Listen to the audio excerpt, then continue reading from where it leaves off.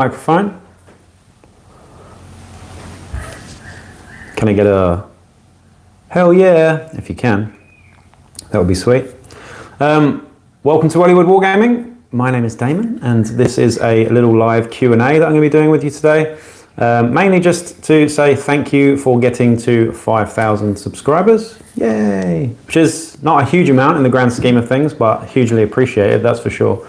And onwards and upwards with this anyway. So yeah, just looking at the Phoenician here actually at the Warhammer community website at the moment. The guy that's designing it, sorry to change the subject immediately, but just fantastic looking miniature of Fulgrim in his demon form here. Absolutely gorgeous, I must say. Wowzers. Anyway, apologies for the barking outside. Can anybody actually hear me? Have we got audio? I'm assuming we've got audio. It'd be lovely to know if I do. Because I'm using a slightly different mic today. Anyway, an hour of my time here. So, yep, awesome. Okay, someone can hear me. Thank you, Templar. Yeah, just checking the sound really. Last time I did this with Chris, I didn't have a mic. I couldn't figure out how to do it. So now I've got a mic, so it should sound a bit louder now, which is good. Anyway, how is everybody? I hope everybody's good out there.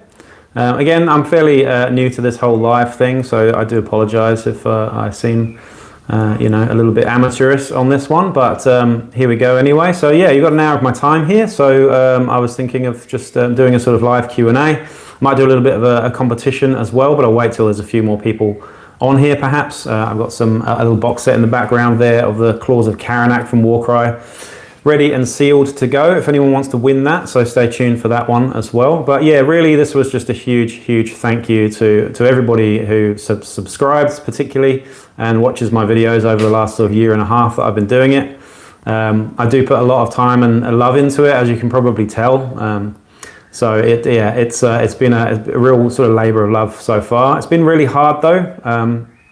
You know, when I started it in Wellington, in New Zealand, I had a lot more space and a lot more time to actually put out content and do it the way that I wanted to do it. And it started just as a hobby, I suppose, but it's been really hard. I've moved countries and cities twice since then. And now I'm just in the living room. So yeah, don't have the same sort of capacity for space and time that I used to. So, you know, I'm trying to do things to my best ability here. But hopefully at some point when I move back to Wellington eventually, I can actually sort of ramp things up a little bit and get some more battle reports done and a few of the things that you guys ask me for on the regular, which is mainly battle reports actually. But yeah, so the comments are live in here, so feel free to start you know, asking me any sort of questions you want, whether it's what's the meaning of life to what's my favorite animal or whatever. Whatever you want to know, anything hobby related, anything channel related, do fire away and I'll endeavour to answer those questions for you. Like I said, there will be a little competition at some point during the next hour, so I'll do that too, but I'll wait till a few more people have commented in here as well. Hey from Arizona, awesome. Got some stateside people in this one today, which is great. I know the time difference is a little bit awkward with places like that, so that's why I thought I'd do this one in the morning here in Sydney. What we got from Templar? I like the Necromunda content. Any plans for AOS content in 2024? Good question. I would say I haven't ever played AOS. I've played Warhammer Fantasy back in the day when I was a kid, but and I really did sort of love that lore, and I'm probably one of those old fogies that's very much still, my sort of heart still in the Warhammer Fantasy sort of realm, I suppose. I have sort of got more into AOS sort of like lore, I suppose, since then, but I haven't actually played the game at all, so it's not up high on the list of games that I do want to get to, if I'm honest. I'm sure I will get around to it at some point though. It's just a case of who's playing what in my area, and most of the people that I know play Necromunda, Blood Bowl, Kill Team, things like that. So it's usually more the specialist games, if I'm honest. And we're going to get into old world on that note, I suppose. Thanks, David. Yes, absolutely. I've got to be honest though, with the Warhammer community sort of reveals for some of the old world stuff, it's been a little bit disappointing.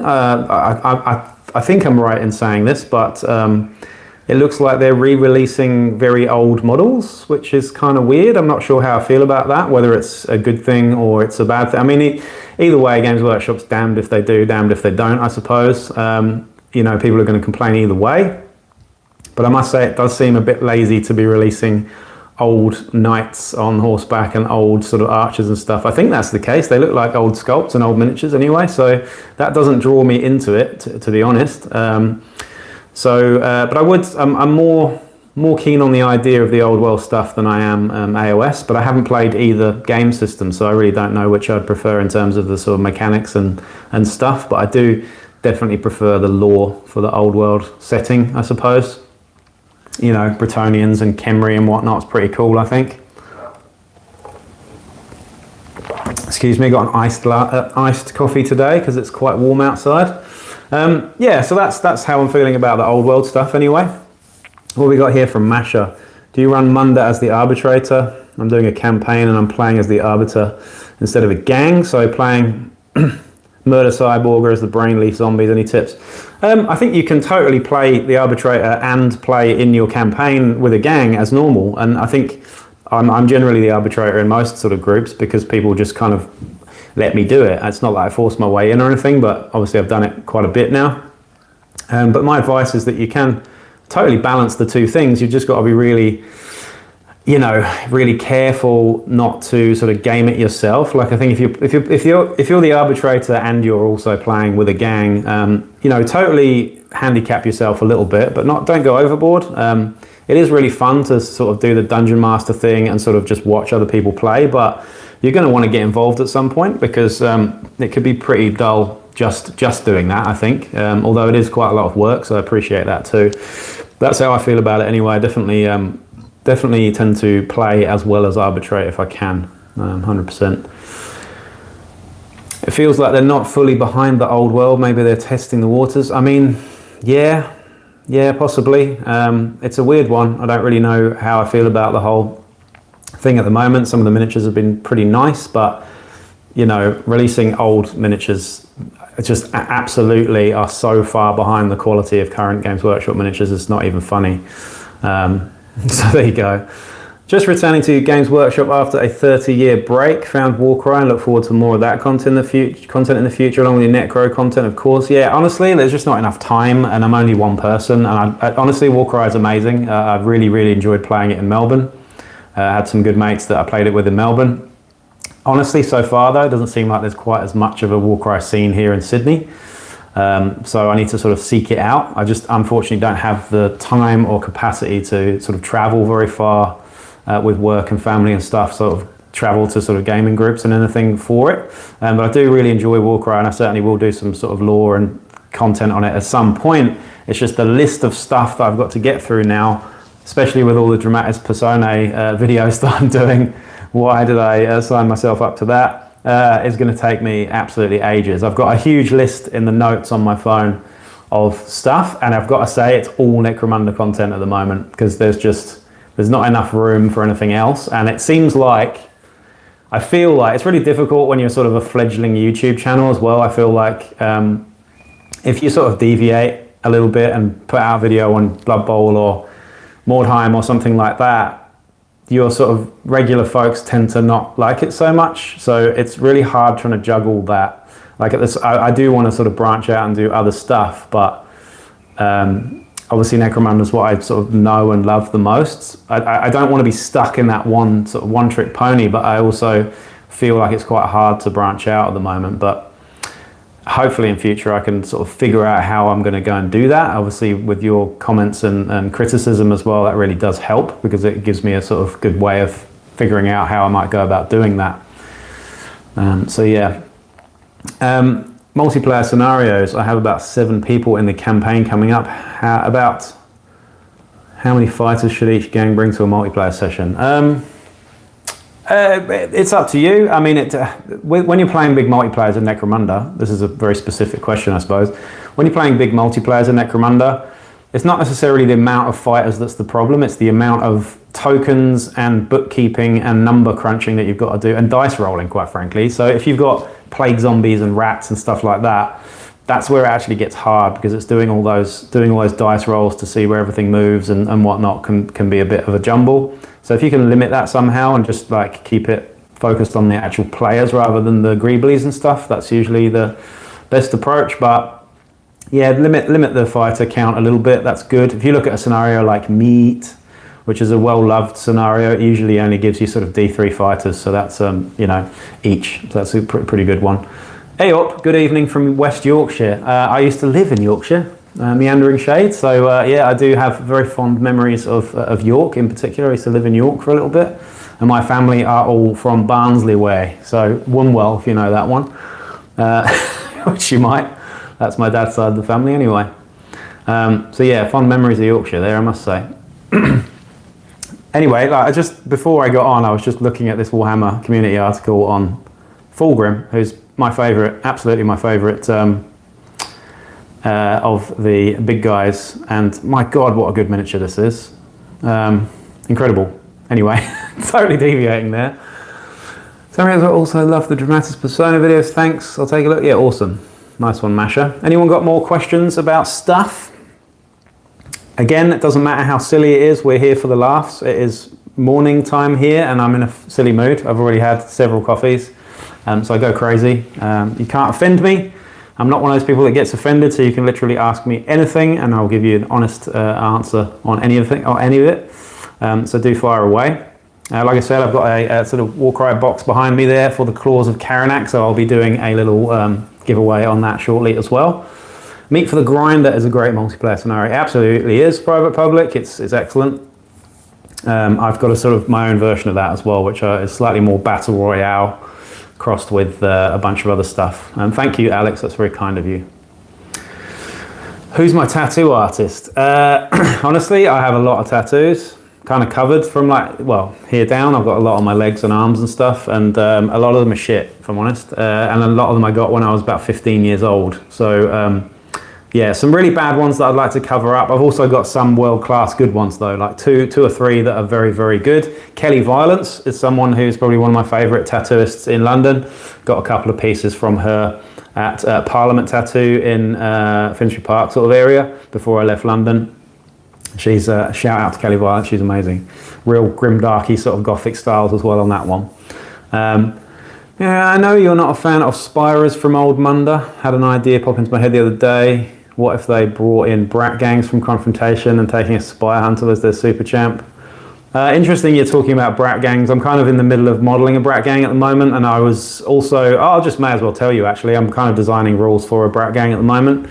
Just for community rules, I suppose. I love the idea of Bratz, and I love the old models as well. Actually, I've been trying to get hold of some of the old Hammer Brat models, but they're only about 3 or 4 sculpts, and they need plastic arms and las guns and stuff on them, but fantastic looking models. So, you know, the whole idea of Bratz is just really cool, but I'm not sure if it really crosses over with Spirers, to be honest. Like, I feel like they're two different things.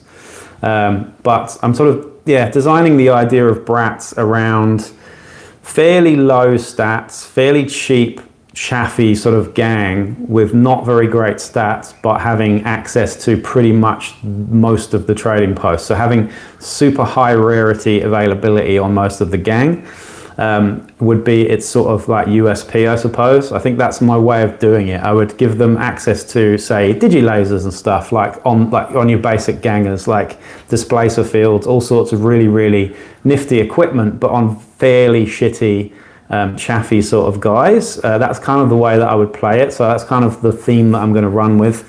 You could possibly have maybe a sort of duelist type character as a champion as well. So maybe like a pistolier or sword fighting duelist of some sort, I think would be a really cool champion.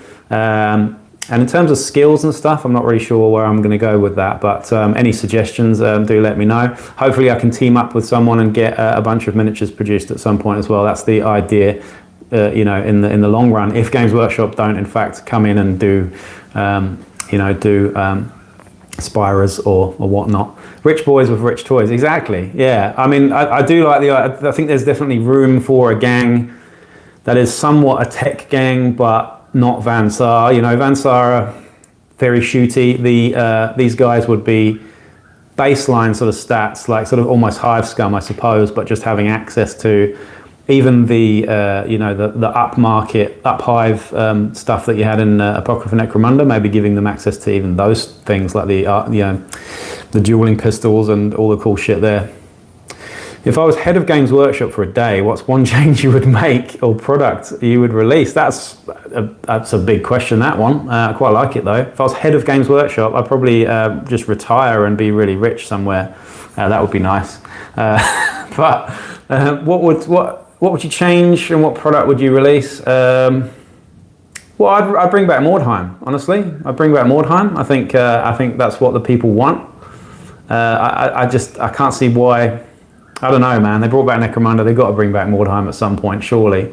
The quality of the models now are so good that you could do some incredible Mordheim stuff. I mean, people are still playing Mordheim. I've played a little bit of it recently. It's still a great game. I don't think it's as good as Necromunda, but it's still a great game. But the lore in Mordheim is just so strong that I would 100% go back and bring Mordheim out. That would be my first priority. I'd get Thomas back in again and all the people that worked on the original Mordheim, and we just do it again, but even better. That would be my first sort of thing if I was head of Games Workshop. In terms of like releasing a particular product though, I don't know. I would do here's a thing, right? Because currently I'm not interested in Horus Heresy at all. I like the Horus Heresy setting, but the game, I could take it or leave it.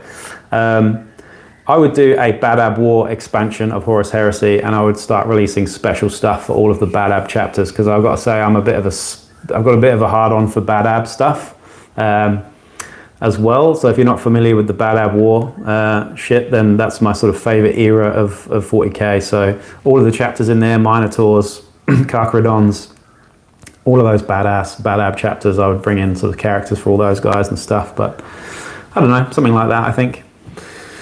But yeah, absolutely, it's good to see everybody talking about Mordheim as well. It's fantastic setting, I think, is the main thing. The other thing that I really want to see soon is just more Skaven. Skaven were like the first thing I fell in love with when I was a tiny kid, particularly the Jez Goodwin Skaven Blood Bowl team in White Dwarf that were all painted yellow and red.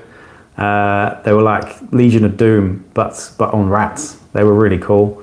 And I think my first ever miniature that I painted was a Skaven. Skaven Greyseer with a little crystal ball with horns. He was pretty cool. First ever model that I painted, that one. So going back to the mid-80s there. But I would bring back Skaven. We've had 2 or 3 really nice Underworld Skaven kits in the last few years. I'd love to see a whole army done that way. Maybe, going back to the question about AOS, maybe that is the thing that would get me into AOS if there was a really good looking Skaven army. Because I am one of those people that goes for aesthetic over anything else, like rule of cool for me. I really enjoy how models look. I'm not going to play an army that looks a bit shit but plays really well. That's just not me at all. I'm always going to play games with attractive looking miniatures. So okay, cool. I've got some interesting questions there, but I'm gonna read those out. But did an intro game last night, simple 1v1v1, captured a red flag scenario. Are you talking Necromunda, Andrew?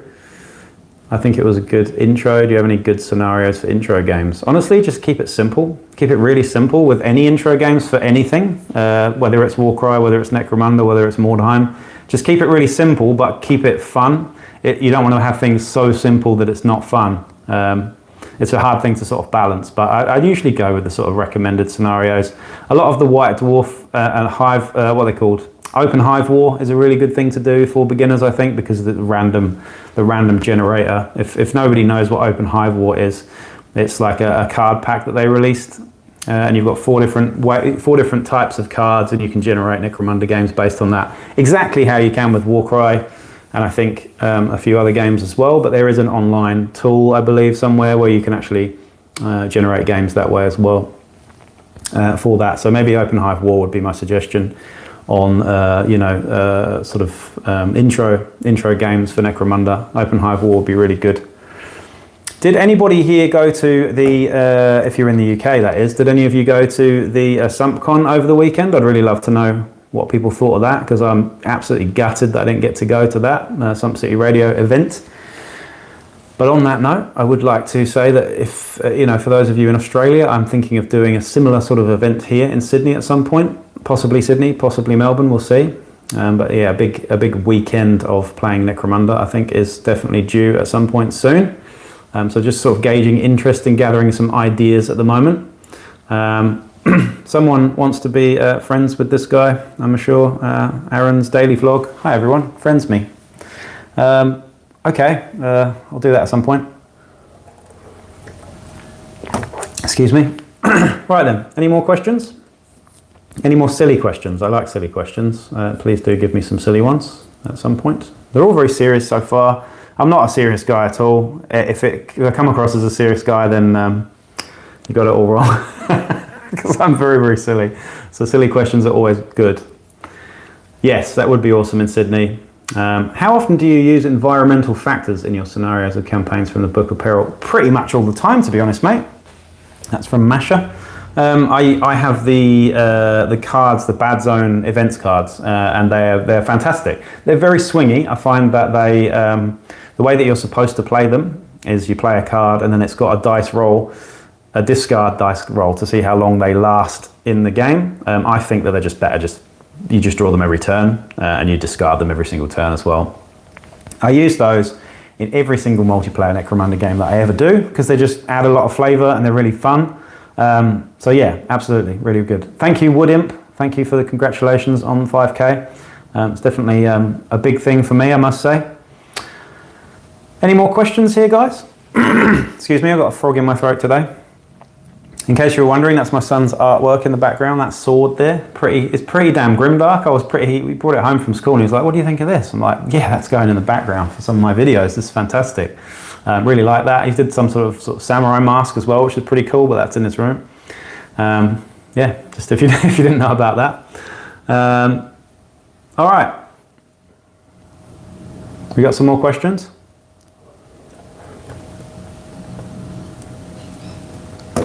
That's a very, very strong iced coffee, that one. So I'm going to do a giveaway on this guy, but I'm waiting till we get optimal sort of Shiver Sword. Eh? Oh yeah, it is basically a Shiver Sword, I suppose, yeah, with phase. That's the sword in the background is a Shiver Sword. Yeah, I'm waiting till we've got optimal amounts of people in here asking questions, and then we can pop off with a little bit of a competition. I know it's only a small giveaway, but we've got the Claws of Karanak behind us there, shrink wrapped and good to go. Wish I could have gone to Sucon, unfortunately I have too many responsibilities at home. Was it in Derby? I think it was in Derby, or somewhere else, Nottingham maybe. Yeah. What do you say in the opening with Kia ora? Yeah, it's Kia ora. That's just a Kiwi thing. That's how you say hello in New Zealand. But now I'm not in New Zealand, I'm not really doing that anymore because I feel like it's not really, not that it's not appropriate, it's just kind of like, I suppose I should probably be saying good day, I suppose. But I might just switch it up and go with the old Obi-Wan Kenobi's hello there instead, now that I'm moving forwards. A gang of Ambots, yay or nay? I think you know the answer to that one, that would be silly. I don't really like Ambots, if I'm honest, they're a bit good. Especially the scrap code Ambot, that's pretty nasty. Alex, what are your thoughts on what you see as what you get versus just having a model that is close enough? I am OCD, like literally I'm OCD. I'm not just saying I'm OCD, I have OCD. So I do things in certain ways and things bother me, like little things like that bother me. So WYSIWYG is something that I do like to have, and it's something that I would internally be bothered by. I'm usually too polite to sort of say something, but it is definitely something that bothers me. There are many, many small things in life that bother me. WYSIWYG is not the most important one, but I am a fan of WYSIWYG. I think it's important that you properly delve into what you're doing with your hobby and that you invest the time and love in it to at least put the right weapons and stuff on your guys. I'm not militant about it, but I do like it. Yeah, I think it's important, honestly. Yeah. Derby, yeah. Derby, I've never been to Derby. Apparently it's quite a nice place, but it's in the Midlands, isn't it? So middle of nowhere. Wood Imp, talking of which, any advice for what to use as a long blade with the box, not including any for waste men? I just used there is a long blade in there. There's a long blade in there. It's like the sword with the sort of hooked end on it. I'm pretty sure that's a long blade. It's not very long, granted, but I'm pretty sure that's a long blade. I could be wrong, but that's all I used for it. You could just use a spear or something. That would be cool. But I mean, a spear, you know, long blade doesn't have versatile, does it? So it's just a sword, really. Any sword will do, I think. Is there anywhere that you have pics of your games and camper? Absolutely, man. It's all on Instagram. Absolutely all on Instagram. Good Irish name you got there. Check out Instagram. Obviously, Wellywood Wargaming on Instagram. Absolutely, I'm on there. I've got loads of very nice pictures on there. I've got a tiny little USB light box that I take my photos in, and everyone's like, wow, how do you get such great photos? I use a 5-year-old phone, which I use for all of my stuff. 5-year-old Samsung phone that's broken. This is what I'm on now. And I use I think it was 10 to 15 New Zealand dollars that I got off, I don't know, Wish or Trade Me or something like that for this little light box, and it creates the best looking photos. Sometimes cheap shit gear is the best thing. So yeah, go check the Instagram out. Favorite Star Wars character? Okay, now we're into the interesting questions. Favorite Star Wars character, are we talking like from the films, from the wider universe, or what? I mean, it has to be Boba Fett. I'm known as Barber Fett outside of this, so my other Instagram account is Barber Fett. That's my personal stuff. So Barber Fett because I'm a barber by trade. See what I did there? I even had people try and buy that name off me, but it's not happening. But Boba Fett before he was kind of modernized, I suppose, in the series, the Book of Boba Fett. I wasn't a fan of that at all. But my favorite Star Wars thing in general is Andor. I think Andor is arguably the best Star Wars content possibly ever. I actually really loved it that much. Andor, absolutely. And Rogue One, I love all that shit. Fucking excellent. So yeah. It's a stalking knife. Yeah, it could be a stalking knife, but it's too big for a knife, so I'd say, yeah, I don't know. Templar, what is your most listened to artist? Are you talking musical? Oh mate, honestly, that's too difficult. I've had a Spotify account since the very beginning of Spotify. I have playlists with thousands and thousands of tracks that I've curated in there. I'm a massive hip-hop fan, believe it or not. I used to be a hip-hop DJ, I used to have my own radio show and my own record label and all sorts of stuff back in the day. 90s hip-hop fan mainly, so I tend to just listen to a lot of boom bap, to be honest. Because I'm one of those old fogies in my 40s, naughty 40s. We're all hip-hop heads and sneaker junkies and old school, you know, old school entrepreneurs. DJ Fett, yeah. Star Wars Venator game? Yeah, you could do that. There's too much. There's already loads of Star Wars, you know, Star Wars, games at the moment with miniatures and stuff. And honestly, I haven't played any of them because I just don't like the miniatures enough. And I don't feel like I could grimdark them and make them all Blanche Shitsu and stuff. It wouldn't really suit Star Wars, so I haven't really messed with any Star Wars miniatures at any time. Tribe Called Quest, great name for my nomads. Yeah, absolutely. It is actually a really good name for your nomads there. You could change it slightly, but I do like that. It's quite good. Yes, barber, DJ, producer, some creator. Yeah, this is the thing. I used to be like what's considered cool. I used to be a cool dude, and now I'm just an old dude who plays with toy soldiers. So, I mean, I've always done that, but yeah, I'm not so cool anymore. Why do you think that Deac missed out on an Ash Waste content? Oh, that's a good question. I mean, half of me doesn't really care because I don't really play Ash Waste, if I'm honest. Which I know is some people love it. I just don't love it enough. Chris, I don't know if you watched it. I did a little thing with Chris, the Underhiver, and he was sort of saying that the sort of stuff that was explained in the lore for Deac was so big that they didn't think they could do a miniature for it. He might be right on that one. But it's disappointing. It is disappointing that they didn't get, or haven't at least so far, got anything. And the fact that the only mention they've got of having anything Ash Waste related is in the Apocrypha Necromunda stuff. So, yeah, I don't know. I honestly don't know. Like them riding a snake a la sort of Shai Halud would be completely bonkers. Let's not have that. I also think I can't imagine Deac in the wastes.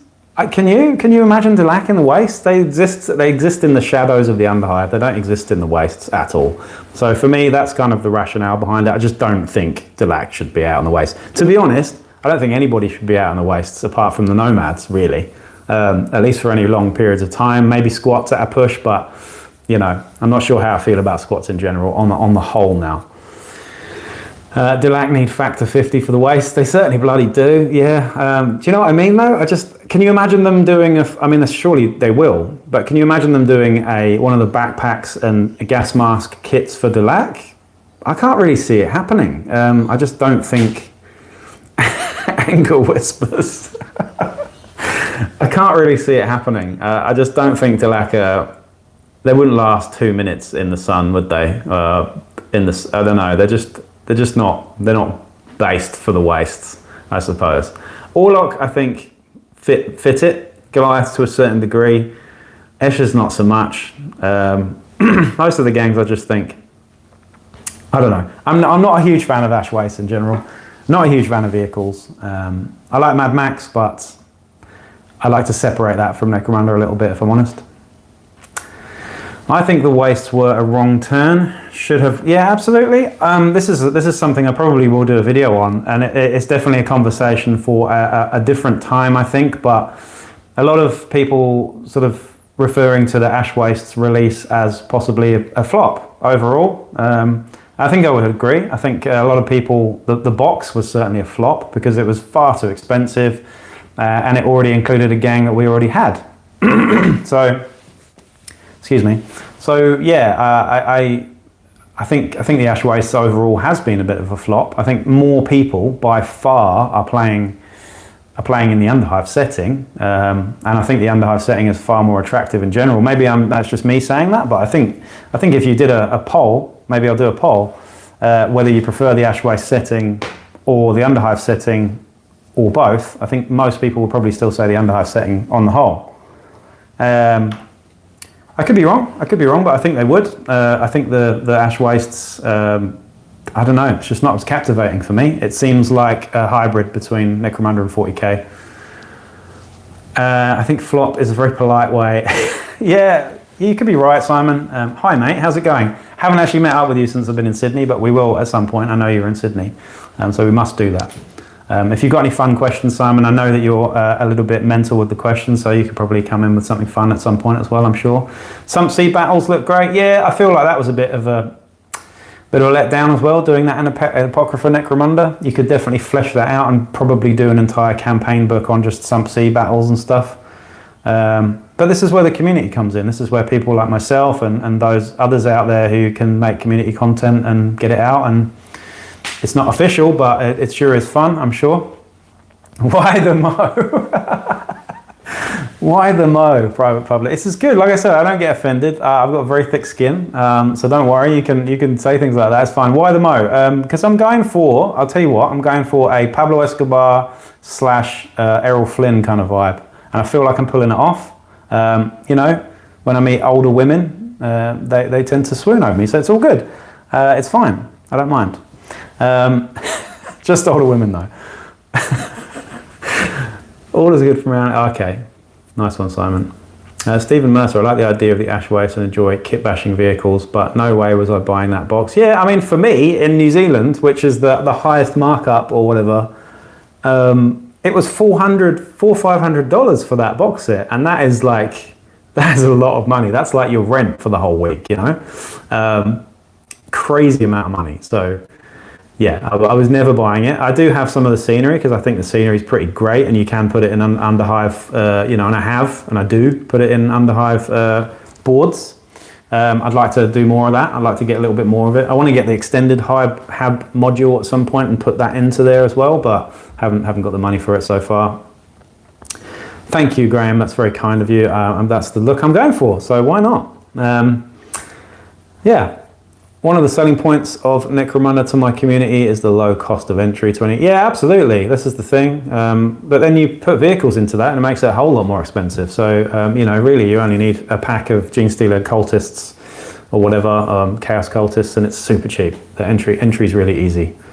But yeah, the prices, Graham, honestly, in Australia and New Zealand, I can tell you now, in fact, I'll just go onto the Games Workshop website just to double check this because I got my computer in front of me. But I think it was $400 for Ash Wastes in New Zealand. Let's have a look. because it just baffles me how expensive this is. Not to mention Forge World. I mean, Forge World stuff has always been very expensive. Yeah, no. So I was completely wrong. In New Zealand, the Ash Waste box set, get this, is $576. $576. That's how much it costs to buy the Ash Waste box set with a gang of Warlocks that you've probably got already. Ash Waste Nomads that, let's face it, I love Nomads, but they're just not very good in general. They've been completely swallowed up by every other gang in the game. A rule book that's basically not very useful at all. $576. You see what I'm dealing with here, guys? This is why I just can't buy shit. It's so expensive. I'm not someone who doesn't earn that. I earn a decent amount. I'm certainly not rich by any stretch, but I can never afford a box set from Games Workshop. It's just not happening. Unless Games Workshop starts sending me free shit. Don't think that's going to happen until I get to 30 or 40k subscribers. So you can help me get there as well. But yeah, Masha, speaking of hair, have you cut somebody else's hair in an Escher style? No, I'm a barber. I tend to cut predominantly males. So I don't tend to get anyone with particularly wild hair. I also work in a fairly upmarket barber shop. I run quite an upmarket barber shop that's quite expensive, and it's all about shaves and slightly more executive suit and tie sort of vibe generally. So it's a bit more old school in that vibe. So I don't tend to do things like that. I'm not very creative with it. I'm a bit old school. Been doing it for nearly 15 years, but been there and done that before, definitely. When I was in London, 100%. But yeah, that is a lot of money. Yeah, 100. Sorry, what's that, Alex? It's only 180 here. Yeah. 180 pounds is that? Or 180 US dollars? I'm not sure, but it's a lot cheaper than what we've got. Greg scored that box for 150 on eBay in the States. So that, well, 150 American is what? 280 or something in dollars? Is still, yeah, that's half price pretty much. That's fantastic. But yeah, I mean, if I go to Forge World, for example, check this out. This will make you laugh. If I go to Forge World and check the prices for New Zealand, I'm not in New Zealand anymore, but the dollar's pretty much the same as Australia. It's not far off. I can tell you just how much this shit costs. It is absolutely insane. I'm just amazed that people do it. It's insane. But if I go to I'll go to the Necromunda bit just to give you an idea of what we're dealing with here in New Zealand. Yeah.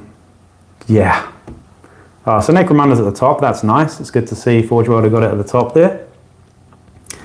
Now then, so that, okay. So you know the MindLocked Weird and Cephalopod Spectres that came out? The weird sort of like kind of cutesy Cephalopod Spectres that aren't very cephalopodish at all. People like them, that's cool. They're a bit cute for me. And the MindLocked Weird, right? So this is a 4-pack. You get one 28mm miniature, who's a really strange looking weird. And you got 3 little pets. Do you know how much that is? $120 on the Forge World website. It's $120. Yeah, that's how much it costs. And then you've got the Vansar Ash Waste upgrade kit, which is another weird one with those turtle backpacks. $60. $60 for that. So there you go. Serious question time. Okay, serious question time, so I'm very serious. I'm putting my serious face on. Any suggestions on how to time limit a game to keep younger players interested, say 30 or 45 minutes? Serious question, Simon. I think you need to just play Open Hive War. They're really simple objectives and stuff. I was saying this earlier, really easy to do. So you play Open Hive War or the gang raids scenarios, which are much smaller games. If you haven't played those, they're pretty cool. Look up gang raids. I think they're on Necrodamus as well. Shout out to Necrodamus, by the way. The squat vehicle, the new one? I don't think it's available for pre-order yet, is it? Don't think it is. But the Ashwood Stranger by himself, which I think is a fairly dreadful model, is $70. $70. Is it driving people to Chinacast, Greg? Well, I'm not going to say if it is or not, but I'm sure you can guess where a lot of people in New Zealand and Australia get their Forge World from. Is all I'm going to say. That's not me, I'm just in general. Where do people get their stuff from? It ain't Forge World, put it that way. Not at prices like that. Fucking ridiculous. So, yeah. The Ironhead Squat Prospectors Claim Jumper, 60 bucks. 60 bucks. So, yeah. Anyway, let's move away from prices and complaining too. I don't want to be complaining too much. I'm supposed to be celebrating 5K here. So, yeah, if you've got any more silly questions, fire away.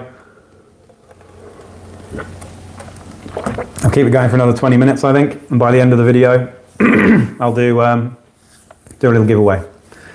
Apologies for clearing my throat constantly. It's just one of those things that dads do, I think. When you become a dad and you're in your 40s, you clear your throat all the time. Same way you sort of like, you know, tell dad jokes all the time and just, yeah, do dad stuff, I suppose. It's just one of the things. You know, we know when you pull your sort of knee, your trousers up by the knee when you sit down, that's something you'll do in your 40s when you're a dad as well, for those who don't know. That and clearing your throat constantly. That's what I do. More questions, guys. Fire away, fire away. We've only had one silly one so far, so do give me some more silly ones. I know it's hard when someone goes, hey, throw me some questions. New injury dice rules. Do I like them? Yes, I do. Not much point elaborating on that. I think I do. Yeah, they're pretty good. Do I smack talk while playing, or is your playgroup gentleman?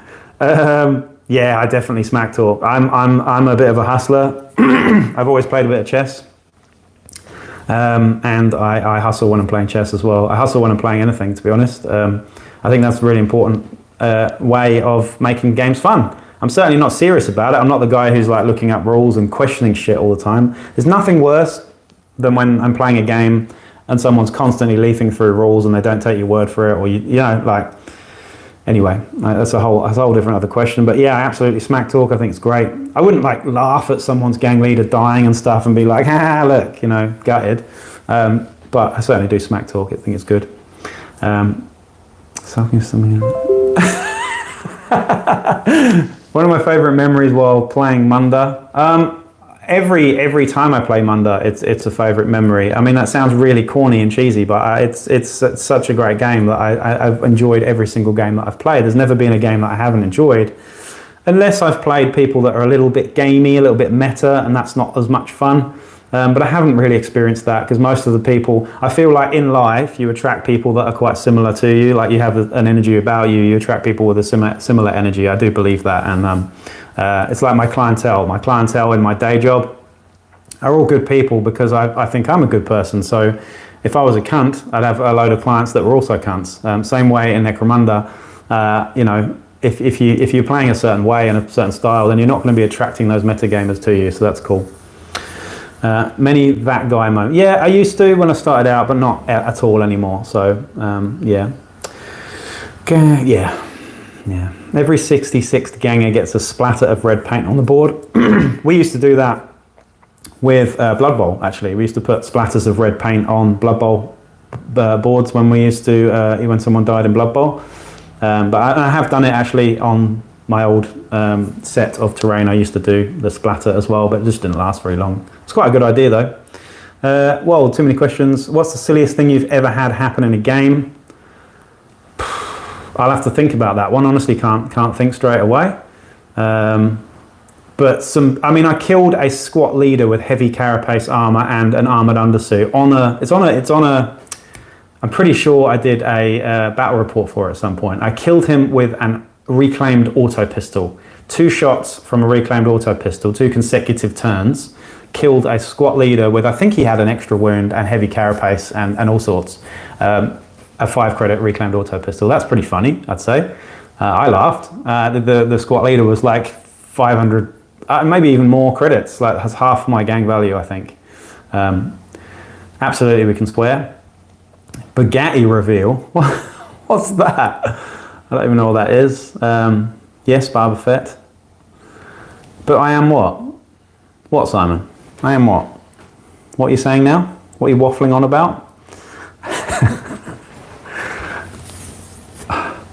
Do you have a favourite outfit you wear while playing? Like a special shirt or short shorts for intimidation? Actually, I wear a neon lime green Borat mankini when I'm playing, actually. There's a thought for you. Why do you hate cars so much? Okay, I don't hate cars. I I just don't drive in real life. I learned to drive. I've always had an aversion to driving. I'm from London originally. I never needed to drive. I always cycled everywhere or got public transport, and never needed to drive until I came to Down Under. And my partner forced me into having driving lessons because she was like, it's not fair that I drive you around everywhere. And I'm like, yeah, okay, I get it. It's fine. You know, caved in. I did lessons and I learned to drive and I really enjoyed it. And then when I finally passed my test in New Zealand, I drove a very long way back from somewhere and it was great fun. It was awesome. And then the next day I got in the car, my missus' car, and I went to go and get a loaf of bread from the supermarket. And I took out the neighbour's post box, letterbox with the car and put a massive scratch along my missus' car, and it was just so embarrassing, and I was so ashamed and embarrassed that I never wanted to drive again afterwards, honestly. And that's how I am in life. If I can't do something perfectly, I don't want to do it at all. And that's a really, really bad way to be, but if I can't do it well, I don't want to do it. Full stop. So that's why I don't like cars so much. That's one little thing that happened and it's put me off cars forever, Templar. So I hope that answers your question there. So there you go. Hey, you called the C. I did call the C word. I can say the C word as much as I like because I am an adult. Thank you, Simon. Will you be doing Big B Crumb in your series? I will, but he's not a hired gun. So he's going to be in the series that I do for Hangers On. So there are some unique hangers-on, so I'll be doing those as well. In answer to your question there, Stephen. Favourite scenarios? Why does the new core book have so few? Favourite scenarios? There's so many good ones. There's so many good ones. And I hate to sound in any way sort of egocentric here, but my favourite scenarios are the ones that I've created. Because they're the ones that I've put the most love and thought into, and they're usually slightly different versions of scenarios that are already out there, but stuff that I've just twisted and you know, made slightly better. Again, I put a couple of those up on the Facebook group, but I'll do more of them as well. It has been a while since I put some up, but yeah, my favourite ones are usually my own ones, to be honest. Are there gangs that you think you would never go back and play again? That's actually a really good question. I don't really like Goliath, if I'm honest, but I would play them again because of the gene smithing and because you can actually nerf them a little bit. I think that's pretty cool. Escher don't excite me, never have done, but again, I probably will play them again at some point, but it will be like a proxy Escher version of something. Enforcers. Regular enforcers, I'd probably do subjugate and all subjugator list just for fun, but they can be pretty boring. I'll play every gang again, to be honest, I think. But there's just others that I prefer. There are some gangs that I prefer more than others. Outcasts always draw me to them. So at the moment I'm playing a corrupted version of Orlocks, which is pretty interesting, but Orlocks again, I find them a little bit dull as well, if I'm honest. You live in Bradford, Meandering Shade. Bradford? That's an interesting place. Good bloody curry in Bradford, though, I imagine. So yeah, miss the curry back home, I must say. Anyway, how old am I? That's a good question. Guess how old I am. I am older than I look, put it that way. Best thing about the new core rulebook, the index. Yeah, it is, but I mean, that's if you use rulebooks. I don't tend to use rule books. Again, shout out to Necrodamus. I buy some of the books, but I tend to just use Necrodamus because it's that good. So yeah, shout out to Necrodamus there. The curry houses in Bradford are amazing. Mate, I miss a proper English Vindaloo, like 20 pints of lager and a Vindaloo. That was a good Friday night, wasn't it? And then a fight, and then getting arrested. I miss all that. I'm not even joking, it was great. 42, yeah, thank you, Templar. You knew how old I was, so there you go. Yes, I am 42. I turned 42 a couple of weeks ago. And 69, yeah, I'll be 69 real soon, I'm sure. Maybe tonight, who knows? Probably not. Probably not have kids. So yeah. Yeah, I haven't drunk in 20 years nearly. But when I used to do it in absolute excess, Graham, and I did used to get arrested every single weekend without fail. So there is that. And I don't miss it, if I'm honest. I've been free of drugs, alcohol, cigarettes, and sex, not by choice, for nearly 20 years. So, yeah, not that you need to know any of that, but I thought I'd tell you there. So, interesting fact, I'm very, very straight edge. Don't eat meat, don't eat dairy. Yeah, very straight edge indeed. Yeah. Anyway, any more interesting questions? We're heading towards the last 10 minutes here. I'm going to give you 10 minutes of my time because my family has come over from the UK actually, so I'm going to be doing a little bit of schmoozing with my family later on, which is going to be really nice. Yeah, same here. I had the nickname of 100 for a while because I'm likewise, so I know the crack. Yeah, okay. Yeah, it's how it is in the UK, isn't it? Small town UK. It's fairly depressing at times, if I'm honest, thinking about it. Living for the weekend, you know, working, yeah. Straight edge indeed, Templar. That means I do not partake in any sort of drugs, alcohol, nothing. So yeah. Yeah, it's been a long time, but I grew up in a pretty rough environment with a lot of drugs and a lot of alcohol around me.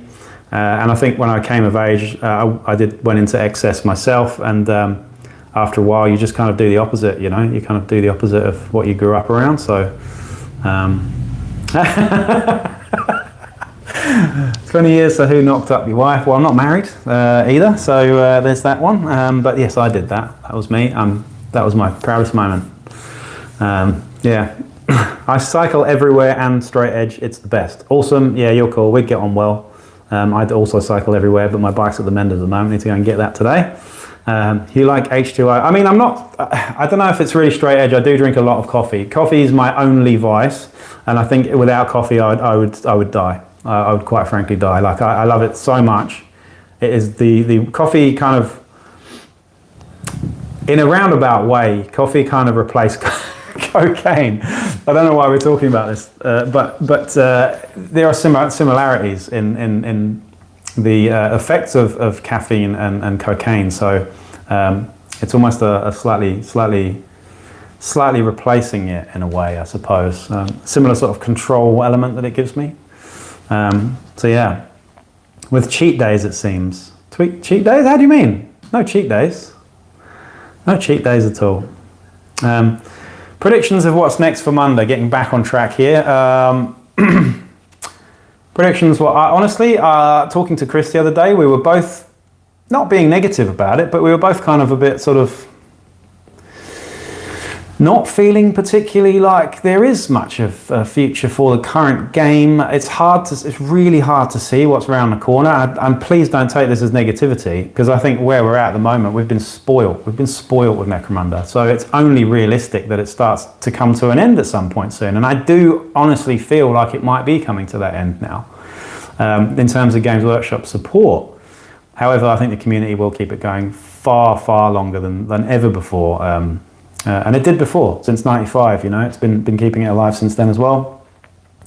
But yeah, I think that the next thing for it's really blurry, it's really hard to see. I'm frankly disappointed with the Aranthian Succession in general. There are some nice things in there, but you could have done so much more cool stuff, I think. I just, you know, the lore's great, it's great to have that, but it didn't need to come in 3 massive books.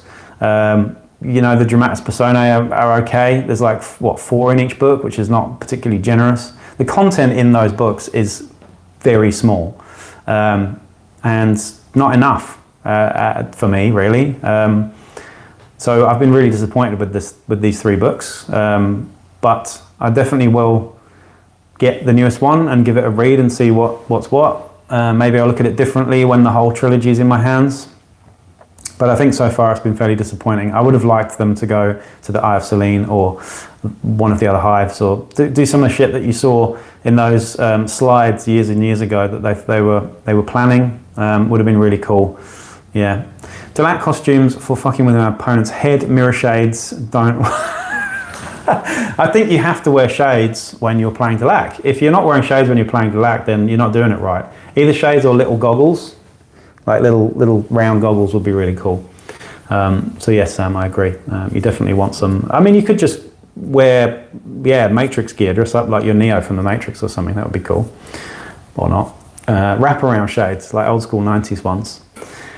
I highly recommend Dead Earth Miniatures. It's a guy who worked for Forge World. That is Steve Paints and Sculpts, I believe. Graham, is that correct? I really, really, really, really love his his fish man. What's he called? The sort of Deac fish guy. Amazing miniature. If anyone hasn't seen that at all, Steve Paints and Sculpts on Instagram, fantastic stuff. Yeah, indeed, used to work for Forge World. Amazing stuff. However, again, far too expensive for me. I looked at trying to buy that miniature the other day, and it would have cost me nearly $100 or something crazy like that. So I just can't do it. I'd love to have them, but I can't do it. So if you get some free knockoff ones and you want to send them my way, then please do. Yeah, the Piscean, Graham, fantastic miniature. I can't say I'm as enthused by the other miniatures that he's done. I like them, don't get me wrong. Like, if I had them, I'd paint them up and I'd really enjoy them, but that one by far, the Piscean, is 100% amazing. Like, it's such a nice miniature, and it would make a really cool addition to anyone's collection, I think. I do really like the sort of the Underhive Pistolier duelist guy as well, with the big silly hair, the real sort of foppish guy with the big Elizabethan ruff around his neck. He's quite cool as well. I don't like the platform shoes so much, but the rest of him's pretty cool. So I wouldn't mind having that one as well, but the others, they're okay. They're not amazing. The rat skins don't really excite me that much, if I'm honest. Yeah. Okay, so I think it's probably about time that we do this competition then. So I'm going to give this Warcry box away here. It's just a small one, but it's, you know, it's something. It is a wrapped pack of the Claws of Karanak for Warcry. So please do, first one to comment and get this correct wins this one. So are you ready for this? If you can answer what my first Warcry Bespoke Warband was, hints are on the Instagram below, then you've got this one. I'll send it to you, no matter where you are. So what was my first Warcry warband that I've played and had miniatures for? Really easy one there. You can just fire away. First one to get the answer right wins those. So I'll be waiting for that below. What other nerd shit are you into other than Games Workshop and Star Wars? Not a lot, actually. Good question though. Music, I'm into a lot of music. Food, coffee. Other than that, yeah, not a lot, to be honest. I don't really play video games anymore. Computer games. Don't really play video games anymore. My partner and my son play video games. I don't really do that anymore. I'm more into this hobby, really. This is pretty much everything for me. Malevolent Rep Gaming, congratulations, you have won. That is the Chaos Legionnaires. You must have got straight onto Instagram and seen that. So if you could DM, or actually send me an email with your address to wellywoodwargaming@gmail.com. I will send that over to you, Malevolent Rep Gaming. Well done. So that was a quick one from you there, but you just won those Claws of Karanak that I did buy a while ago and thought about using as something, but then just never got around to it. So they are all yours. Yeah, shit Warcry. What? Goliath shit Warcry? What are you saying? Favourite snack while playing? Good question. Usually the favourite snack is Sour Patch Kids, which I think, is it Sour Patch Kids? I can't remember what it is, but one of them doesn't have gelatin in it, so I eat those. And they're sour and quite nice. It's either those or another pack of sweets, yeah. If you were to make a food-based Necromunda gang, what? A food-based Necromunda gang? Mushrooms. That's easy, that's a really easy one. You'd make a mushroom gang and there'd be mushroom zombies. That's a good answer, isn't it? Untamed, no, the question is gone now, mate. I'm sorry, Greg. It's already been won. Say hi, Casey. Hi, Casey. Yeah, so that's what I'd do. I'd create a mushroom gang. Mushroom guys, easy peasy, lemon squeezy. In fact, someone in my current campaign has got a mushroom-themed corpse grinder gang. So instead of corpses, I think they mush mushrooms or grind mushrooms. I'm not really sure what the crack is there, but it's pretty cool. And they're green. Or he hasn't really painted them yet, but they're supposed to be green. I'm US based, so if it's too complicated, I don't mind passing. Don't be silly. Don't be silly. I will send it to you. I'm very, very happy doing so. So yeah, don't be silly. Just send me your address and I will do that forthwith. Or as soon as I get the time to do it anyway. Right, you got to make dinner. Dinner? Is it really dinner time? For me, it's, what is it? Nearly 11 o'clock. So yeah, I'm gonna knock off in about 5 minutes. I'll give you another few questions though. If you have anything super ridiculous, then that would make me laugh. That would be great. Otherwise, yeah, we'll head to the end of this now. Thank you, Private Public. Awesome. Thank you very much. Awesome. Cheers, Templar. Any more late questions coming in, and I'll be happy to answer them. I probably will do this again at some point, but not for a little while.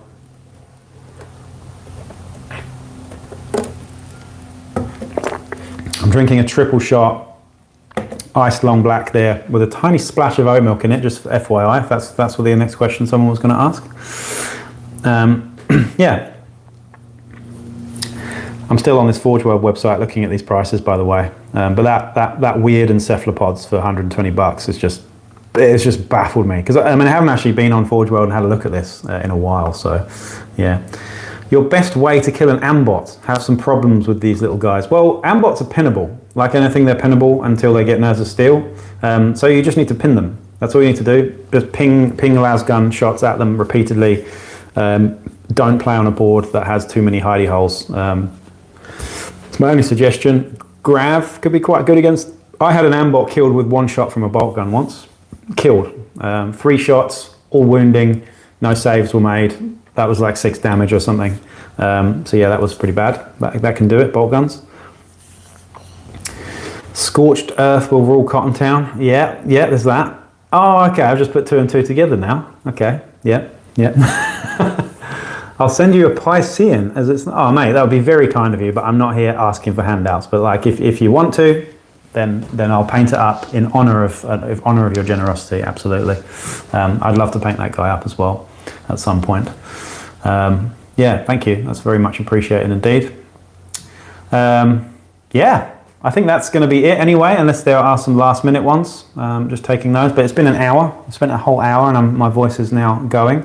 And yeah, please do send me that address so I can send the Claws of Karanak over to you as well as soon as possible. No more questions it seems, so that will be that for today, I reckon. So thank you very much for joining me on this little live thing as well. I'm kind of getting the hang of it a little bit more.